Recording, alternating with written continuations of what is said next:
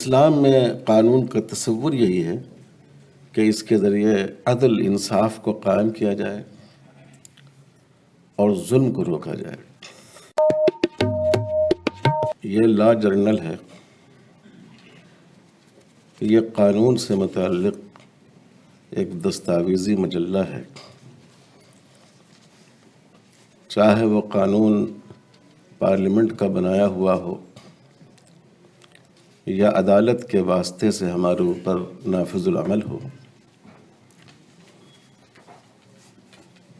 تو اس لاقانونیت کے دور میں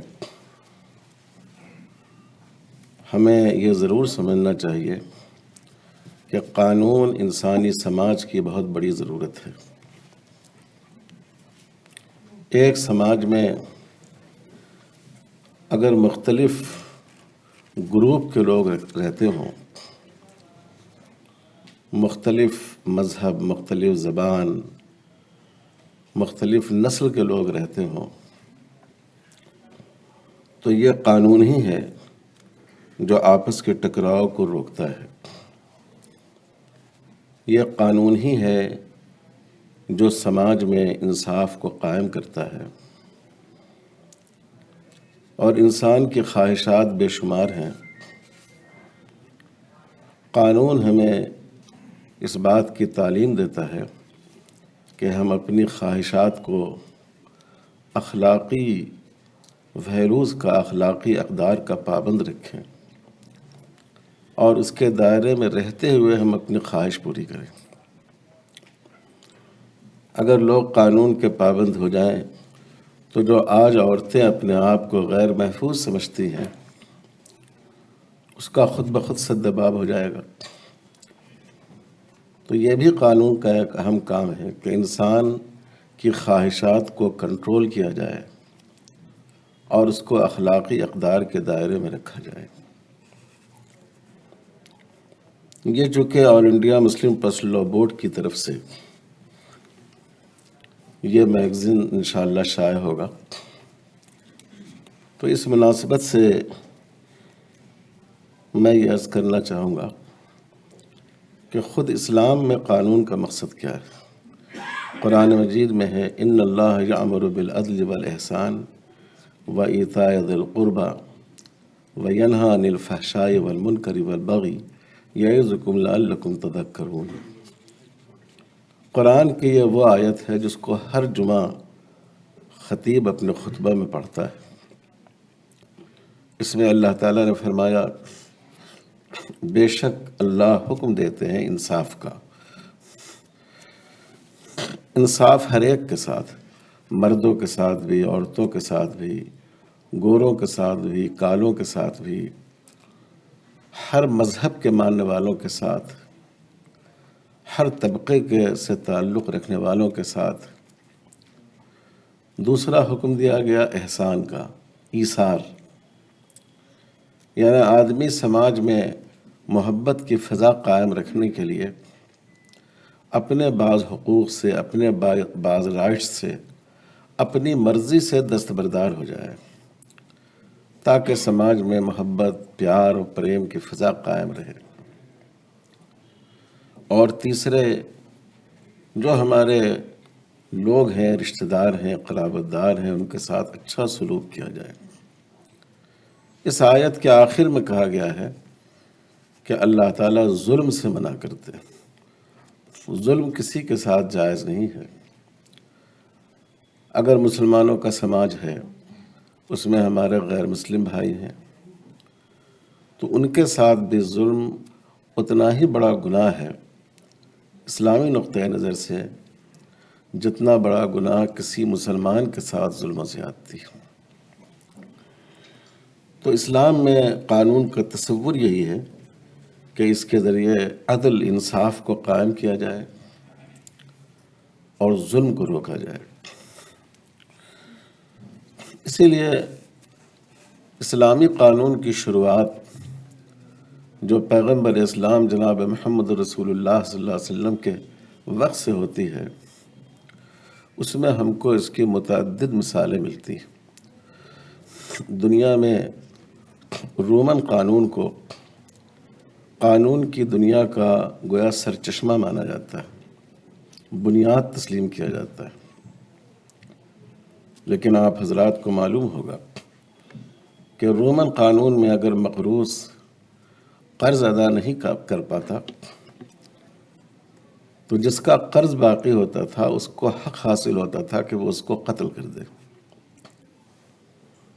اور اگر قرض کی مقدار کم ہوتی تو اس کو حق ہوتا تھا کہ وہ اسے غلام بنا لے۔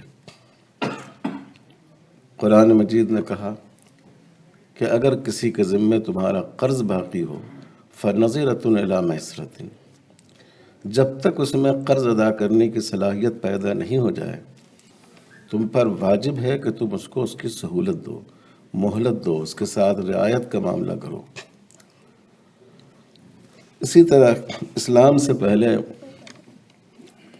لڑکیاں اپنا نکاح خود نہیں کر سکتی تھیں۔ عرب کے سماج میں بھی تھا، دنیا کے اکثر سماج میں یہی صورتحال تھی، لیکن حضور صلی اللہ علیہ وسلم کے زمانے میں ایک باپ نے اپنی بیٹی کی شادی اس کی مرضی کے بغیر کر دی، اور یہ کیس حضور کی خدمت میں پہنچا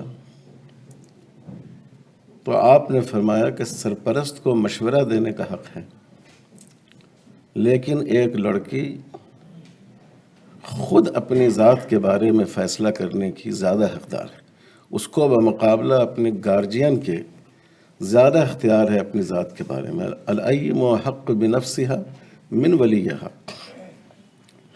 عرب کے سماج میں یہ بہت بڑی بات تھی۔ اسی طرح عورتوں کے لیے میراث کا کوئی تصور نہیں تھا، شاید دنیا کے کسی قانون میں نہیں تھا۔ محمد رسول اللہ صلی اللہ علیہ وسلم کے پاس ایک کیس آیا جس میں ایک چچا نے اپنے بڑے بھائی کے پورے ترکے پر قبضہ کر لیا، نہ اس کی بیوہ کو کچھ دیا اور نہ اس کے یتیم بچوں کو۔ تو سب سے تفصیل کے ساتھ قرآن مجید میں جو قانون آیا ہے وہ قانون میراث ہے، پورا ایک رکوع قانون میراث کا ہے، اور اس میں مختلف حیثیتوں سے عورتوں کو میراث کا حقدار قرار دیا گیا۔ یہ میراث کا حکم نازل ہی ہوا اس لیے کہ عورتوں کو بھی میراث حاصل کرنے کا، میراث پانے کا حق ہے، اور کئی خواتین رشتہ دار ایسی ہیں، بیٹی ہے، بیوی ہے، ماں ہے، جو لازماً وارث ہوتی ہے مرنے والے کے ترکے میں سے۔ تو یہ اسلام نے کا جو بنیادی تصور تھا کہ عدل ہے، قانون عدل قائم کرنے کے لیے ہے، شریعت کی بہت سی تعلیمات اگر آپ غور کریں تو اسی پر مبنی ہے۔ اس زمانے میں ایک عجیب بات یہ تھی کہ سلطنت کا اپنا ایک مذہب ہوتا تھا، اور کوئی اس مذہب کے خلاف جاتا تو اس کو اس ملک میں وہ حقوق حاصل نہیں ہوتے تھے جو دوسرے شہریوں کو حاصل ہوتے تھے۔ پیغمبر اسلام صلی اللہ علیہ وسلم نے ان غیر مسلم بھائیوں کے بارے میں جو مسلم سماج میں رہتے ہیں فرمایا دماؤہم کا دمائنا و اموالہم کا اموالنا و اعراضہم کا اعراضنا، ان کا خون ہمارے خون کی طرح ہے، ان کا مال ہمارے مال کی طرح ہے، اور ان کی عزت و آبرو ہماری عزت و آبرو کی طرح ہے۔ تو یہ اسلام نے قانون کے بارے میں جو مقصد بیان کیا وہ یہی ہے کہ سماج میں عدل کو، انصاف کو قائم کرنا۔ ہم جس ملک میں رہتے ہیں ہندوستان میں، یہ واقعی بہت خوبصورت ملک ہے، بہت مہان اور عظیم ملک ہے، لیکن یہ پھول نہیں ہے، یہ پھولوں کا گلدستہ ہے۔ یہ ایک ایسا گلدستہ ہے جس میں مختلف نسل کے لوگ، مختلف مذہب کے ماننے والے لوگ، مختلف بولیوں کے بولنے والے لوگ جمع ہیں۔ جتنی زبانیں ہندوستان میں بولی جاتی ہیں اور جتنے مذاہب کو یہاں فالو کیا جاتا ہے، شاید دنیا کے کسی اور ملک میں ہو۔ یہی کثرت میں وحدت ہمارا کمال ہے۔ اسی کی وجہ سے پوری دنیا میں ہمارے ملک کو عزت کی نظر سے دیکھا جاتا ہے،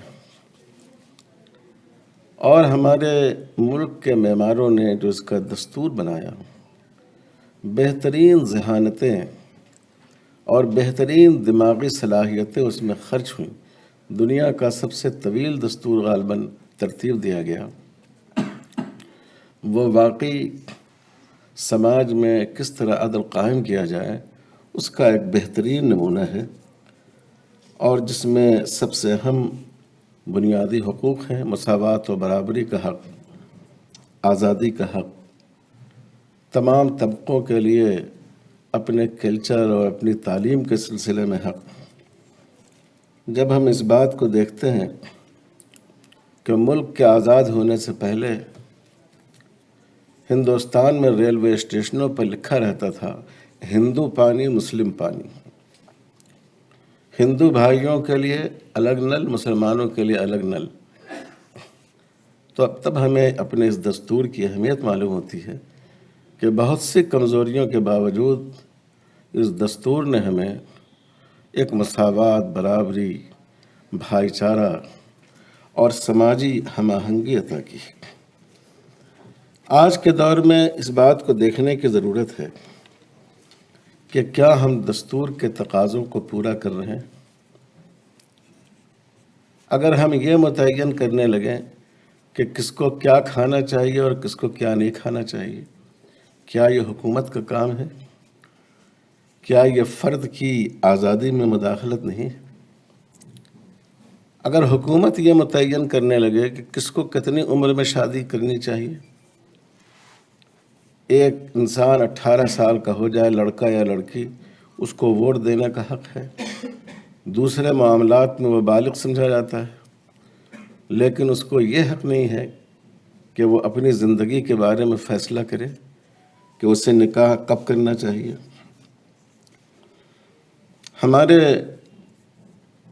ہماری تعلیم کا ایسا ڈھانچہ بنایا گیا جس میں آپسی محبت پروان چڑھے، مختلف مذاہب کی مقدس شخصیتوں کا ذکر کیا گیا، اس ملک کی خدمت میں مختلف طبقوں کا جو حصہ ہے نصابی کتابوں میں اس کو شامل کیا گیا۔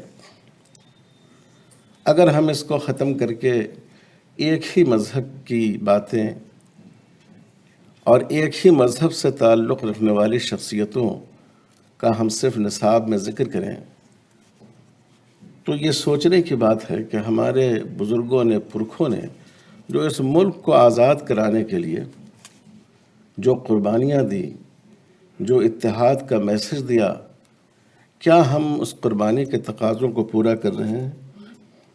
یہ بڑی اہم بات ہے جو آج کے دور میں قانون دانوں کو، دانشوروں کو، ملک کے سیاسی قائدین کو سوچنے کی ضرورت ہے۔ ہمارا حسن، ہماری خوبصورتی ایک رنگی میں نہیں ہے، ہماری خوبصورتی ہمہ رنگی میں ہے۔ ہم مختلف رنگ کو ہم نے اپنے اندر سمو رکھا ہے۔ یہ جو جرنل ہے جو آپ کے سامنے ہے اس وقت